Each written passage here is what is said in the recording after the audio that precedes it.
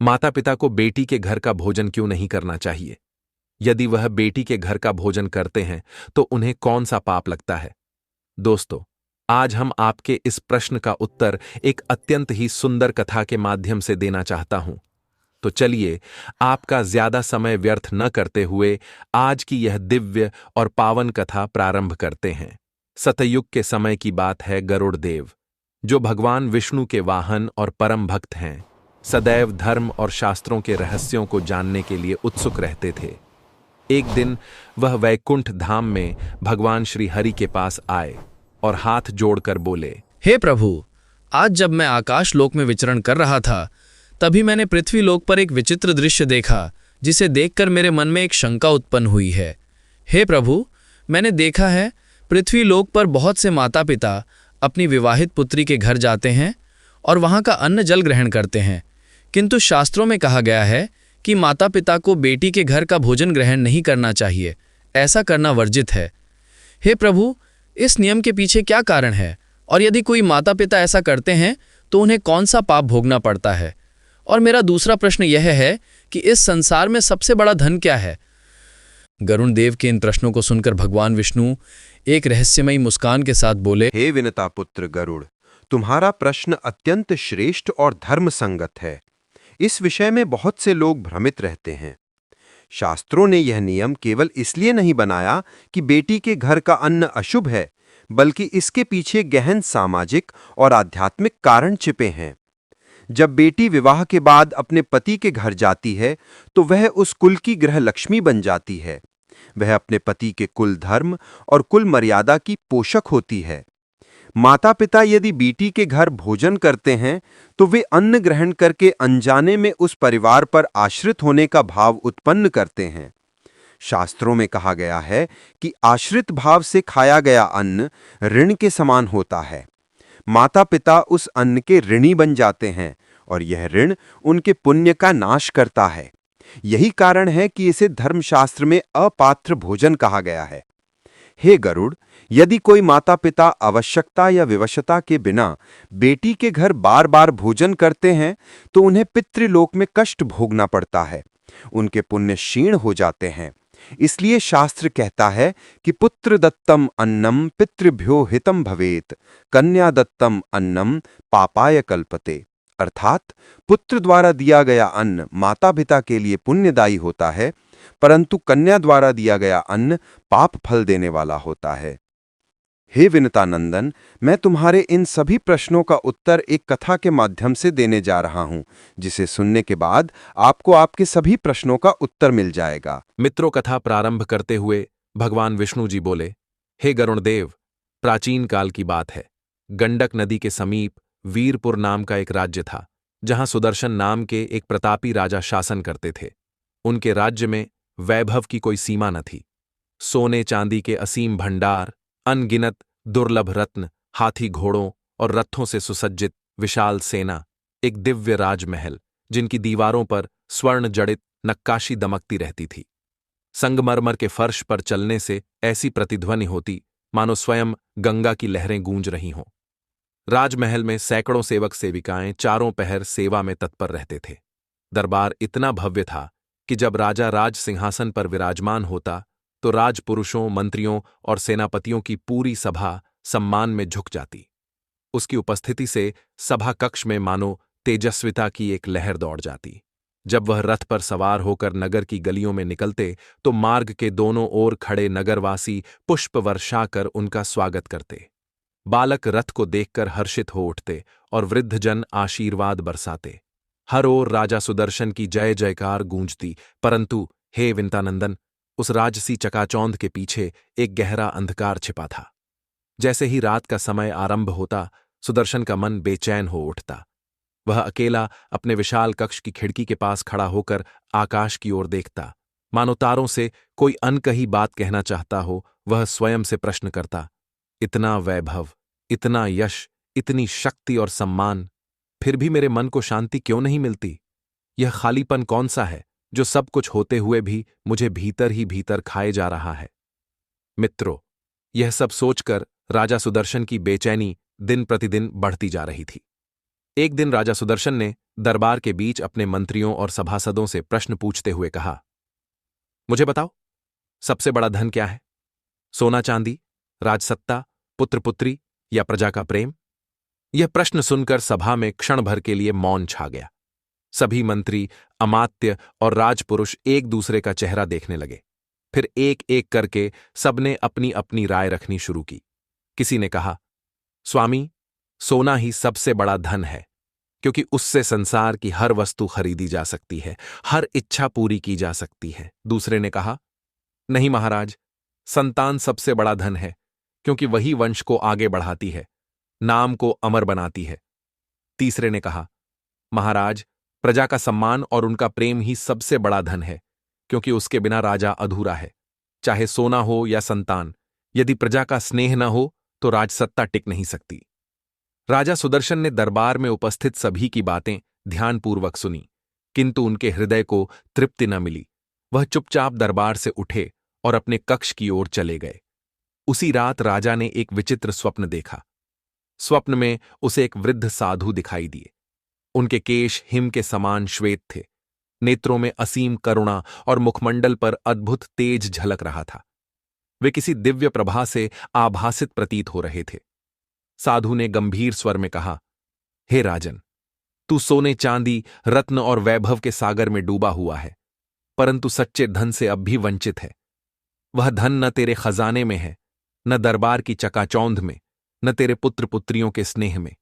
वह धन तुझे केवल धर्म और सत्कर्म के मार्ग पर चलकर प्राप्त होगा। वही धन अमर है, वही जीवन को सार्थक करता है। स्वप्न में साधु की वाणी सुनते ही सुदर्शन का हृदय कांप उठा और उसकी आंख खुल गई। स्वप्न विलीन हो गया, परंतु उन वचनों की गूंज उसके मन में प्रतिध्वनित होती रही। भोर होते ही वह व्याकुल मन से अपने राजपुरोहित को बुलवाता है और स्वप्न में देखी हुई बातें बताते हुए बोला, महाराज, मैंने एक अद्भुत स्वप्न देखा।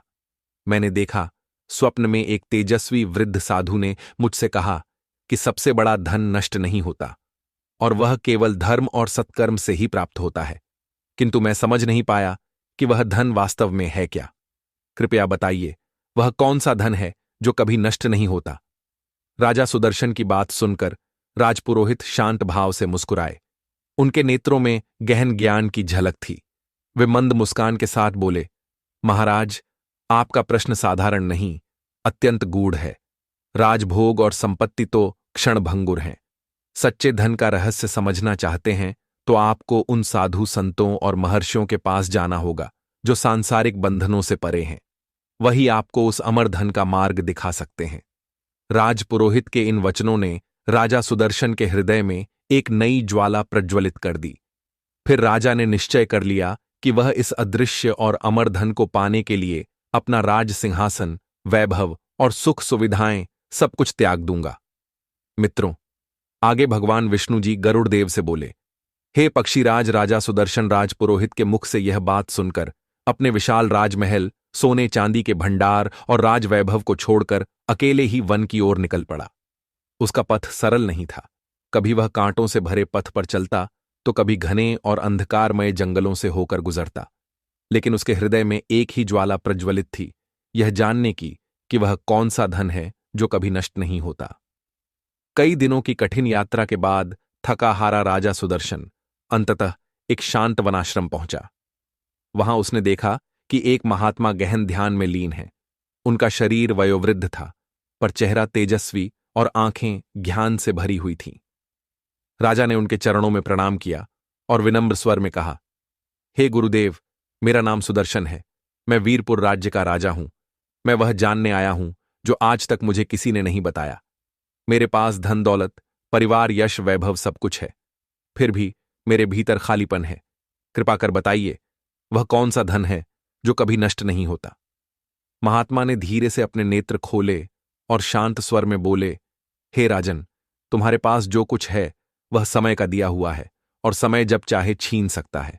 सोना चांदी चोर ले जा सकते हैं, राजपाट विद्रोह से छीन सकता है, संतान मृत्यु से दूर हो सकती है, यश बदनामी से मिट सकता है, किंतु एक धन ऐसा है जिसे न समय छीन सकता है न मृत्यु। वह तुम्हारे साथ जाएगा। महात्मा के मुख से ये शब्द सुनकर राजा विस्मित होकर बोला, हे गुरुदेव, वह धन क्या है? महात्मा ने उत्तर दिया, राजन, उस धन को शब्दों में तुरंत नहीं बताया जा सकता। यह समझना पड़ता है अनुभव से। यदि तुम जानना चाहते हो तो तुम्हें एक कथा सुननी होगी। उस कथा में वह रहस्य छिपा है जिसे सुनकर तुम्हें मार्गदर्शन मिलेगा। राजा सुदर्शन ने हाथ जोड़कर कहा, हे गुरुदेव, कृपा कर वह कथा सुनाइए। मेरे जीवन का उद्देश्य ही यही है। महात्मा ने मुस्कुराकर कहा, सुनो राजन, यह कथा है एक ऐसे साहूकार की जिसने धन के लिए सब कुछ त्याग दिया, परंतु अंत में समझ पाया कि सबसे बड़ा धन कुछ और ही है। महात्मा बोले, राजन, एक नगर में सुंदरम नाम का व्यापारी रहता था। उसके पास अपार संपत्ति थी, सोने चांदी के भंडार, असंख्य नौकर चाकर और व्यापार के इतने स्रोत कि दिन रात धन उसके घर में बरसता था। नगरवासी उसे सम्मान से देखते और उसकी प्रशंसा करते, परंतु धन के अहंकार ने उसके भीतर कठोरता भर दी थी। सुंदरम अपने धन के बल पर गरीबों को दबाता, मजदूरों से अधिक काम करवाता और कभी किसी की मदद नहीं करता। उसे लगता था कि धन ही सब कुछ है और धन ही उसे अमर बना देगा। समय बीतता गया। एक दिन उसके नगर में महामारी फैली, लोग मरने लगे, नगर वीरान होने लगा। इस बीमारी की चपेट में धीरे धीरे उसका परिवार भी आ गया। उसकी आंखों के सामने उसके 2 बेटे और पत्नी चल बसे। सुंदरम लाखों स्वर्ण मुद्राएं खर्च करके वैद्य बुलाता, दवाएं मंगवाता, परंतु मृत्यु ने उसकी एक न सुनी। हे राजन, इस घटना के बाद पहली बार उस व्यापारी को एहसास हुआ कि उसका धन कितना असहाय है। उसने सोचा, जो धन मेरे सामने खड़ा होकर मेरी रक्षा नहीं कर पा रहा, क्या वह सचमुच धन है? दुख और पछतावे में डूबकर वह नगर से बाहर निकल गया। रास्ते में उसे एक साधु मिले। साहूकार रोते हुए उनके चरणों में गिर पड़ा और रोते हुए बोला, महाराज, मेरे पास इतना धन था कि मैं खुद को दुनिया का सबसे बड़ा धनवान मानता था, पर आज मैं अकेला हूं, सब छीन गया। बताइए, कौन सा धन है जो मृत्यु भी नहीं छीन सकती? साधु ने शांत स्वर में उस साहूकार को उत्तर दिया और बोले, साहूकार, जो धन तूने कमाया वह तेरा नहीं था, वह केवल समय के लिए था। असली धन तो पुण्य, धर्म और भक्ति है। जब तुम दीन दुखियों की सेवा करोगे, सत्य और करुणा का पालन करोगे, तभी तुम्हारा धन अमर होगा और तुम्हें मोक्ष की प्राप्ति होगी। साधु महात्मा की बातें सुनकर साहूकार का हृदय परिवर्तित हो गया। फिर उसने अपना शेष जीवन गरीबों की सेवा में लगा दिया। अनाथ बच्चों के लिए आश्रय बनाए, भूखों को भोजन कराया और जब अंत समय आया तो उसके चेहरे पर संतोष की मुस्कान थी, क्योंकि अब वह जान चुका था कि अमर धन केवल पुण्य है। मित्रों, महात्मा जी ने कथा समाप्त कर राजा सुदर्शन से कहा, हे राजन, उस साहूकार ने सब कुछ खोकर यह सत्य पाया, परंतु यह सत्य तुम्हें साधु संतों के वचन से मिल रहा है। अगर तुम इसे समझ लो तो तुम्हारे जीवन का अर्थ कितना ऊंचा हो सकता है। साधु महात्मा की बातें सुनने के बाद राजा सुदर्शन कुछ देर मौन बैठे रहे। उनके चेहरे पर विचारों का भार स्पष्ट था। फिर उन्होंने हाथ जोड़कर कहा, हे गुरुदेव, आपकी कथा ने मेरे हृदय को झकझोर दिया, परंतु यदि सचमुच धन, वैभव और परिवार सब नश्वर हैं और केवल पुण्य ही सबसे बड़ा धन है, तो फिर राजधर्म, प्रजाधर्म और भक्ति का स्थान कहाँ है? क्या केवल दान और सेवा ही उस धन का मार्ग है? राजा सुदर्शन के इस प्रश्न को सुनकर महात्मा ने शांत स्वर में उत्तर दिया, हे राजन, तुम्हारा यह प्रश्न उचित है। पुण्य केवल दान करने से नहीं मिलता। दान तो एक अंग है। असली पुण्य तो तब होता है जब तुम अपने कर्तव्यों को धर्म के अनुसार निभाते हो। एक राजा के लिए प्रजा की रक्षा करना, अन्याय का नाश करना, सत्य का पालन करना और धर्म को बढ़ाना ही सबसे बड़ा पुण्य है। जैसे एक साधु तपस्या से पुण्य कमाता है, वैसे ही राजा न्याय और धर्म पालन से पुण्य अर्जित करता है। हर व्यक्ति का धर्म अलग है, परंतु धर्मनिष्ठा और करुणा ही उसका शाश्वत धन बनती है। राजा ने दोबारा पूछा, हे गुरुदेव, यदि पुण्य ही अमर धन है तो क्या इसका फल मृत्यु के बाद भी आत्मा को मिलता है? महात्मा ने गहरी दृष्टि से राजा को देखा और बोले, हां राजन, जब मनुष्य इस संसार से विदा लेता है तब उसके सोने चांदी के भंडार यहीं रह जाते हैं, उसके राजमहल धूल में मिल जाते हैं, उसका नाम यश समय के गर्त में खो जाता है, किंतु उसके पुण्य कर्म और पाप कर्म ही आत्मा के साथ जाते हैं। यही आगे चलकर उसे स्वर्ग या नरक के मार्ग पर ले जाते हैं। यही अगले जन्म का आधार बनते हैं। यही वह खजाना है जो कभी नष्ट नहीं होता। राजा सुदर्शन ने गहरी सांस ली और कहा, गुरुदेव, अब मुझे समझ आ रहा है कि अमर धन अलग अलग व्यक्ति के लिए अलग कर्तव्यों से बनता है। व्यापारी के लिए दान और सेवा, आर्ष के लिए तप और करुणा, और राजा के लिए धर्म पालन।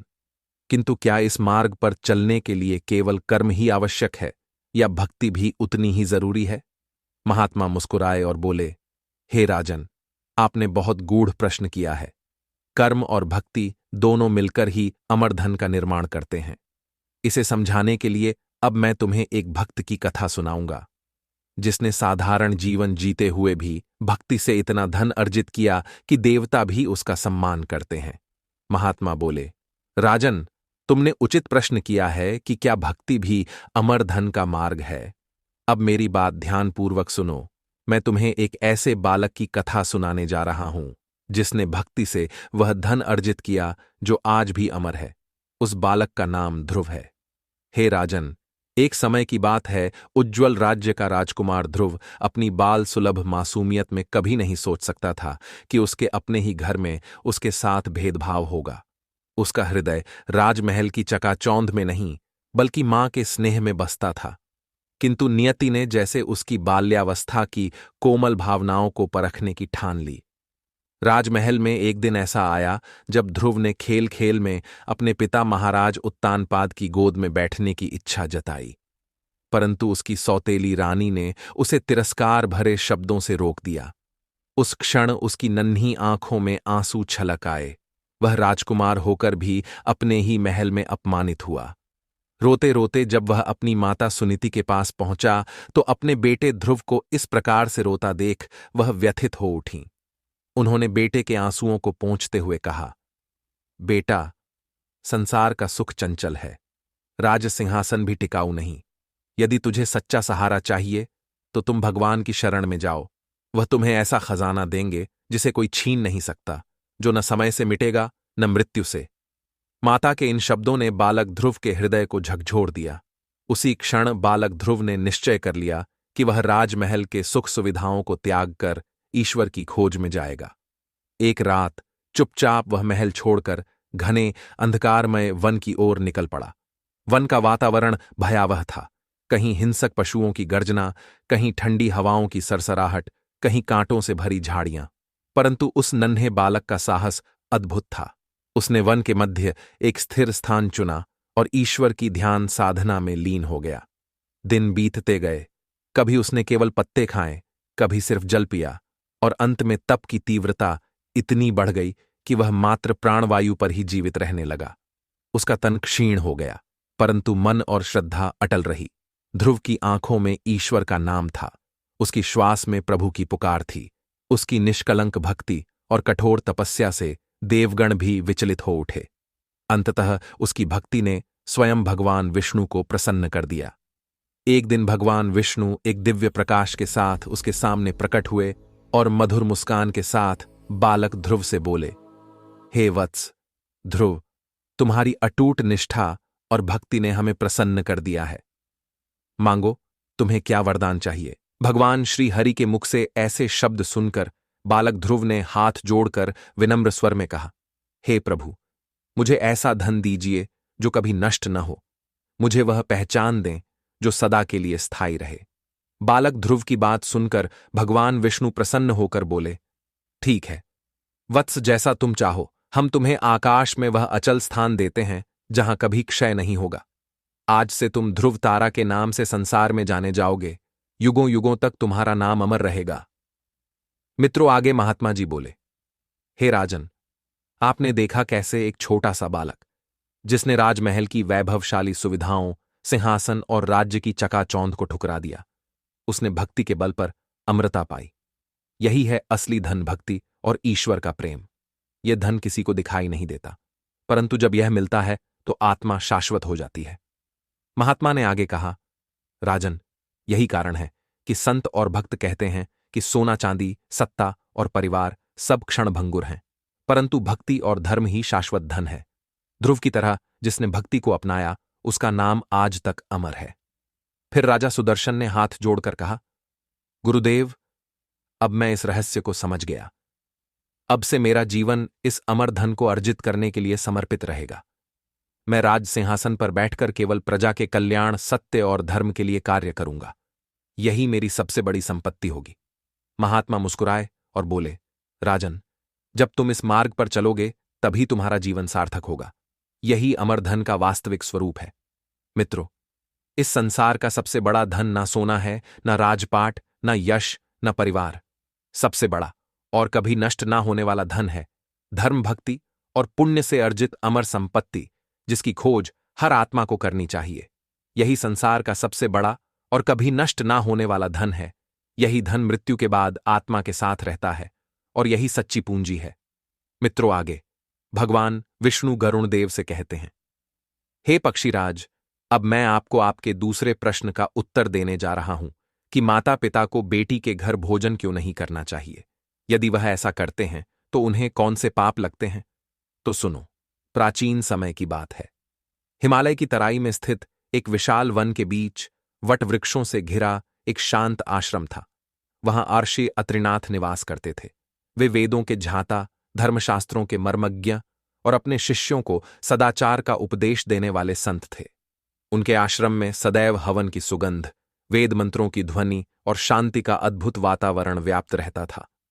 एक दिन प्रातःकाल के समय, जब आश्रम के मध्य में यज्ञ की अग्नि धधक रही थी और शिष्य वेद पाठ कर रहे थे, तभी एक वृद्ध दंपत्ति वहां पहुंचे।